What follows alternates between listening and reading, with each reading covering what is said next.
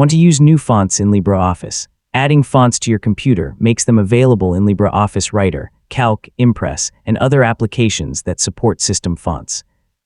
In this tutorial, I'll show you how to add fonts to LibreOffice in 2026. So let's get started. First, download the font you want to use from a trusted font website. Font files commonly come in formats such as TTF or OTF. If the font is downloaded as a zip file, extract the contents before installing it. Next, right-click the font file and choose Install. You may also see an option to install the font for all users if you have administrator access. Windows will add the font to your system, so compatible applications can use it. Now close LibreOffice if it's currently running, then open it again. Restarting the application allows it to refresh the available system fonts.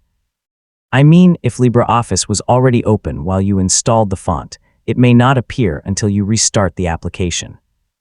Once the font appears in LibreOffice, select some text and open the font dropdown. Choose your newly installed font, then adjust the size, style, and other formatting options. Take a moment to make sure the font displays correctly before using it throughout your document. Your installed font can also be available in other LibreOffice applications, such as Calc and Impress. Open another application and check its font list to confirm. The font should be available anywhere that uses the fonts installed on your system. Finally, use the new font in your projects and save your documents as usual.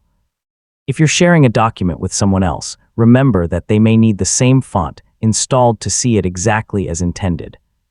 So your new font is now ready to use across your LibreOffice projects, and that's how to add fonts to LibreOffice.